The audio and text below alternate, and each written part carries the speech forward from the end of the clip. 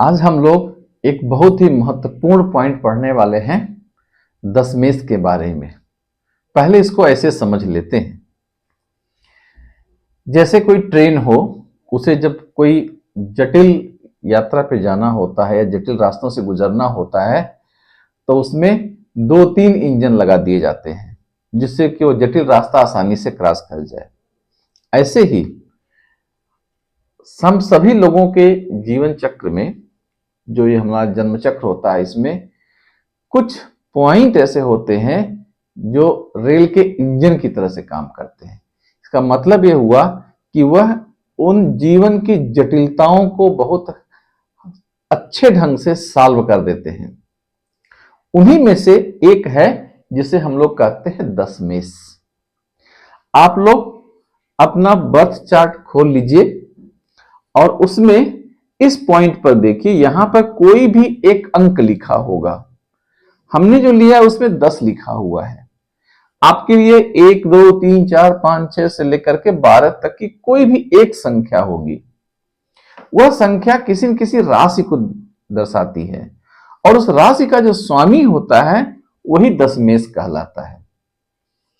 इस चार्ट में हम लोगों ने यहां पर जो रखा है वो 10 का अंक है।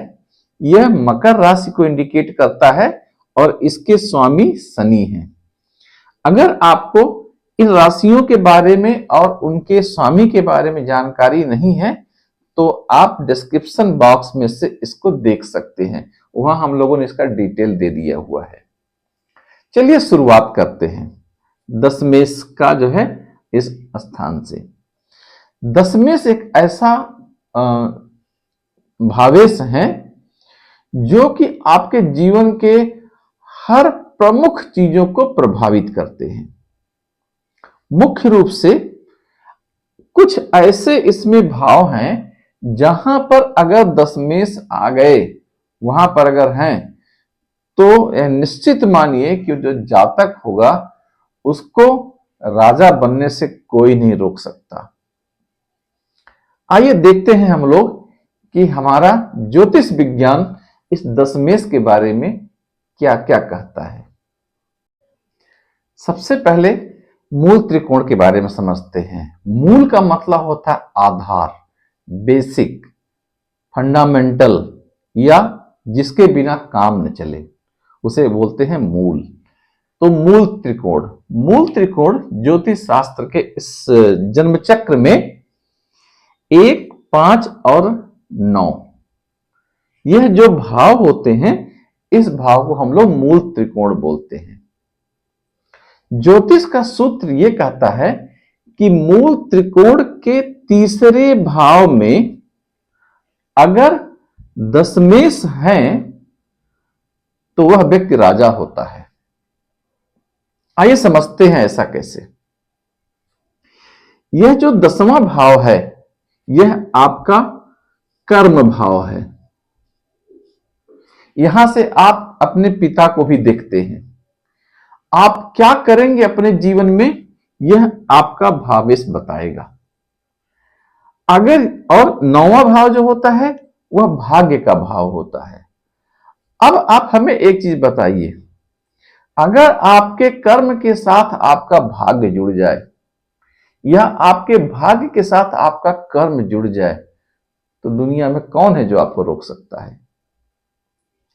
ऐसे लोग जिनके दशमेश उनके 9वें भाव में होते हैं उनके लिए कहा जाता है कि भाग्य उनके आगे आगे चलता है, अर्थात वह जो भी काम करते हैं अपने जीवन में उसमें हमेशा सफल होते हैं।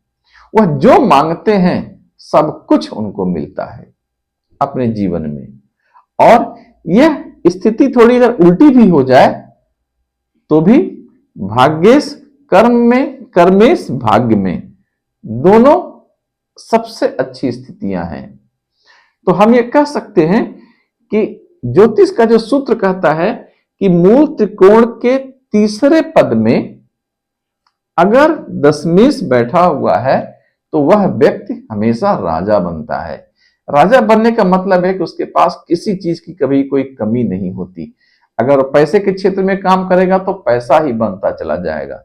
अगर वो जमीन के क्षेत्र में काम करता है तो उसके दसियों प्लाट होंगे, अलग अलग शहरों में प्लाट होंगे। अगर वो किसी भी क्षेत्र में अगर वो काम करेगा, उसका भाग्य हमेशा उसके साथ में चलता है। तो हम ये कह सकते हैं कि मूल त्रिकोण का जो तीसरा पद है, अगर वहां पर दशमेश आ गया तो व्यक्ति बहुत ही सुखी, संपन्न और भाग्यशाली होता है। दूसरा जो त्रिकोण है उसे हम लोग अर्थ त्रिकोण बोलते हैं। अर्थ त्रिकोण दूसरा, छठा और दसवां, ये जो भाव होते हैं वो अर्थ त्रिकोण बनाते हैं। और साथ साथ में अगर हम दूसरे, छठवें, दसवें के साथ में 11वें को भी ऐसे जोड़ देते हैं तो यह उपचय भाव कहलाता है। ज्योतिष का सूत्र यह कहता है कि अगर दशमेश अर्थ त्रिकोण के दूसरे और तीसरे भाव में है तो वह व्यक्ति बहुत ही भाग्यशाली होता है। अब चलिए समझते हैं ऐसा क्यों होता है। सबसे पहले, अगर दशमेश छठे भाव में है तो यह देखा गया है कि वह व्यक्ति सरकारी नौकरी में उसे सफलता मिलती है। जिस भी कंपटीशन में वह बैठ जाता है उस कंपटीशन को निकाल लेता है। लोग बोलते हैं कि वह उस व्यक्ति को सिर्फ एग्जाम में बैठने की जरूरत है, उसका सिलेक्शन पक्का है। क्यों? क्योंकि छठे भाव में उसका दशमेश बैठा हुआ है। दशमेश कर्म का राजा है, कर्म का ईश्वर है, कर्मेश है।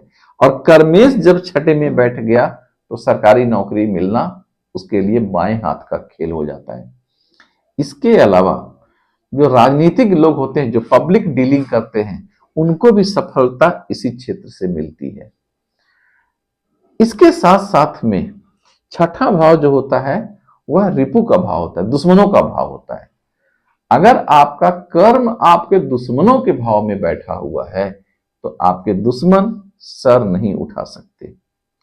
तो इस यहां पर भी आपका कर्मेश होने से या दशमेश भाव यहां होने से, दशमेश के होने से यहां पर आपका जीवन बहुत अच्छे ढंग से चलता है। और अगर दशमेश 10वें भाव में है, किसी भी भावेश की उसके अपने भाव में रहना, इससे अच्छा ज्योतिष का कोई व्यवस्था नहीं हो सकता। इससे अच्छा सिस्टम हो ही नहीं सकता कि कोई भी भावेश अपने भाव में बैठा हो। तो जब दशमेश यहां पर अपने भाव में बैठा है, आपके कर्म का जो ईश्वर है वह आपके कर्म भाव में ही बैठा हुआ है, तो आपके कर्म आपके लिए सफलता के रास्ते खोलते चले जाएंगे। अब हम बात करते हैं इस उपचय भाव की। उपचय भाव का मतलब होता है कि इन भावों में जो भी भावेश बैठता है, कोई भी भावेश जो बैठता है, उसका जो रिजल्ट होता है वह जीवन में जैसे जैसे उम्र बढ़ती है वैसे उसका प्रभाव भी बढ़ता जाता है। अगर इन भावों में कोई ग्रह बैठा जो अच्छा ग्रह है तो जैसे जैसे जीवन बढ़ता जाएगा वैसे वैसे जीवन में उस अच्छे ग्रह का जो रिजल्ट होगा वह भी बढ़ता जाएगा। साथ साथ में अगर कोई पाप ग्रह बैठा हुआ है तो पाप ग्रह का जो रिजल्ट होगा वह भी जीवन में उसी हिसाब से बढ़ता जाएगा। अब हम बात करते हैं इस 11वें भाव की। 11वां भाव क्या है? यह आय को इंडिकेट करता है। और सबसे बड़ी बात यह है कि 11वां भाव आपके सेटिस्फैक्शन को बताता है। अगर 11वां भाव अगर स्ट्रांग है, मजबूत है, तो आपको जीवन में सुख के साथ शांति भी मिलेगी। अर्थात आप सेटिस्फाई होंगे अपने जीवन से, अपनी व्यवस्था से आपको संतोष मिलेगा। और अगर आपका कर्म ही आपके इस भाव में बैठ गया, कर्मेश अगर यहां पर आ गए, तो आपके जीवन में तमाम शांति ही रहेगी। आप उद्वेलित नहीं होंगे, आप सेटिस्फाई होंगे। एक अच्छा सुखमय जीवन, सेटिस्फैक्टरी जीवन आप जिएंगे।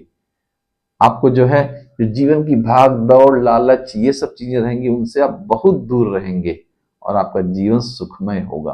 और जैसे जैसे आपको आपकी उम्र बढ़ेगी, जैसे जैसे आपका बुढ़ापा आएगा, वैसे वैसे आपके जीवन में ये और आगे होता जाएगा। अगर आपका छठे भाव में है, यह भी उपचय भाव है, अगर छठे भाव में दशमेश बैठा हुआ है तो सरकारी क्षेत्र में आपका नाम समय के साथ जैसे जैसे आप बढ़ते जाएंगे आपकी प्रतिष्ठा, पद और नाम सभी कुछ बढ़ता जाएगा।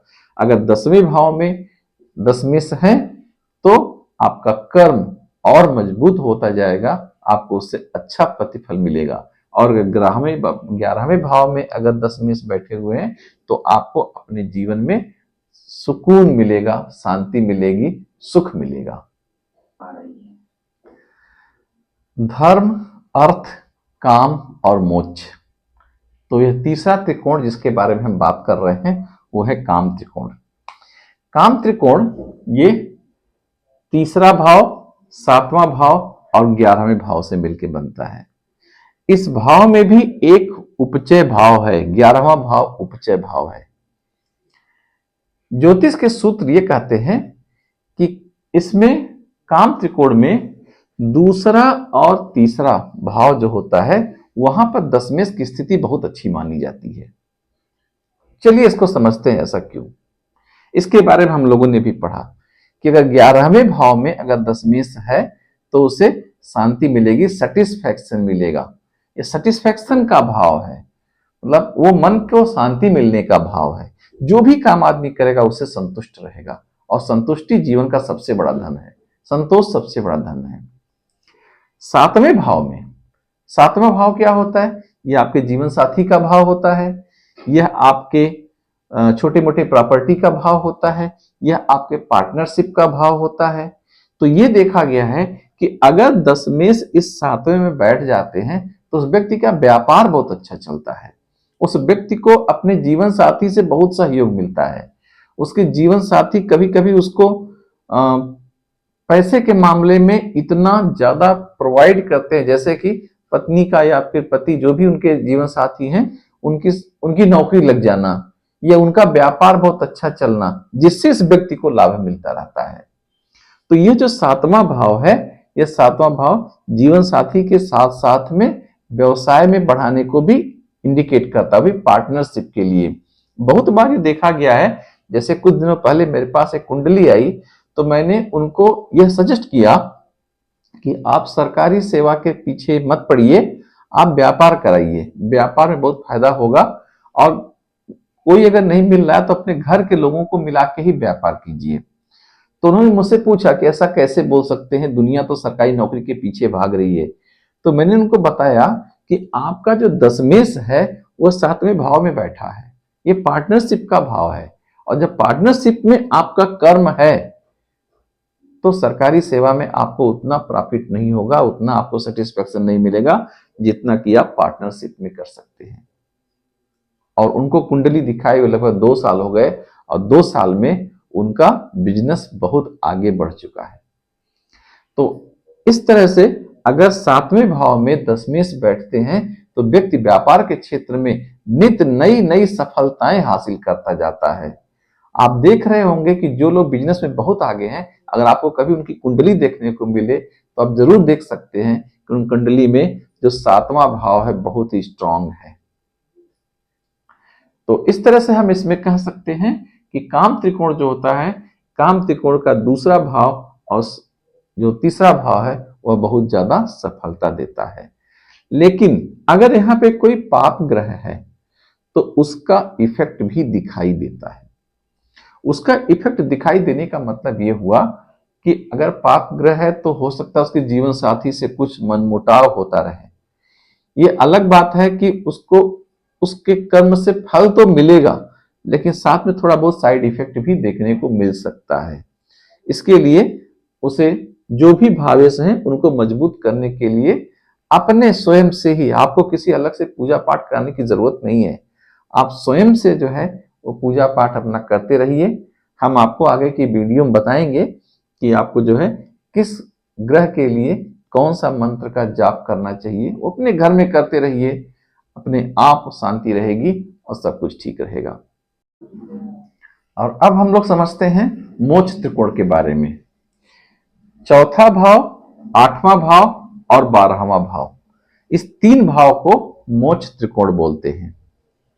अगर हम इसको दूसरे शब्दों में समझें तो यह घर का स्थान होता है, माता का स्थान होता है, 8वां भाव जो होता है वह कष्ट का भाव होता है, और जो 12वां भाव होता है वह व्यय का भाव होता है। ज्योतिष का सूत्र यह कहता है कि अगर दशमेश इस मोक्ष त्रिकोण के पहले भाव में है तो यह बहुत अच्छी स्थिति मानी जाती है। दूसरे पद और तीसरे पद के लिए मना किया गया है। पहले इसको समझ लेते हैं ऐसा क्यों हुआ होगा। क्योंकि यह कष्ट का भाव है। तो अगर किसी व्यक्ति के कष्ट को, उसके कर्म से उसके कष्ट बढ़ रहे हों तो यह अच्छा नहीं माना जाता। लेकिन अगर दशमेश इस भाव में है तो कष्ट खत्म नहीं होता, लेकिन कष्ट में कमी जरूर आती है। तो क्योंकि कष्ट है साथ साथ में, इसलिए हम लोग इसे बहुत अच्छी स्थिति नहीं मानते। दूसरा, यहां पर व्यय का भाव देखा जाता है, विदेश यात्रा का भाव देखा जाता है, या घर से कहीं बहुत दूर रह करके काम करने का भाव देखा जाता है।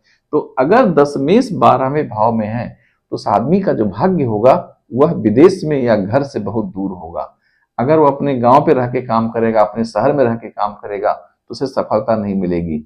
ऐसे लोगों को, बहुत लोगों को देखा गया है कि जब वो जगह छोड़ देते हैं तो उनका भाग्य खिल जाता है, क्योंकि उनके जन्म चक्र में कहीं कहीं जो 12वां भाव है वह मजबूत है। इसलिए उनको अपने घर में सफलता नहीं मिलती, बाहर सफलता मिलती है। तो अगर आपके जीवन चक्र में, इस जन्म चक्र में अगर इस तरह से है, मोक्ष त्रिकोण के बाद जो तीसरा पद है उसमें अगर दशमेश है तो आप समझिए कि आपका भाग्य कहीं और है, वहां से आपको बुला रहा है। और सूत्र के अनुसार चौथा भाव सबसे अच्छा माना जाता है।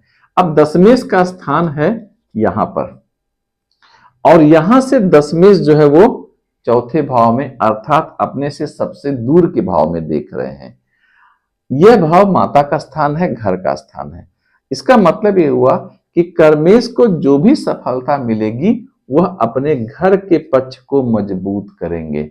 ऐसे लोग घर बनवाते हैं, जमीन जायदाद वगैरह परचेस करते हैं, और जो भी कमाएंगे वह अपने घर से संबंधित, जमीन जायदाद से संबंधित उन जगहों पे लगाते हैं, और उनको अपनी माता का बहुत स्नेह मिलता है। तो इस तरह से आज हम लोगों ने दशमेश के बारे में देखा, और आपके जन्मचक्र में दशमेश किस स्थान पर बैठे हुए हैं वह आप कमेंट बॉक्स में जरूर हमें बताइए। हम आपको कुछ और भी इनपुट इसके बारे में प्रोवाइड करते रहेंगे। अगर आपको हमारा चैनल अच्छा लगता हो तो आप इसको सब्सक्राइब कर लीजिए, और हम ज्योतिष की और भी ढेर सारी अच्छी अच्छी जानकारियां आपके लिए लेते आएंगे। धन्यवाद।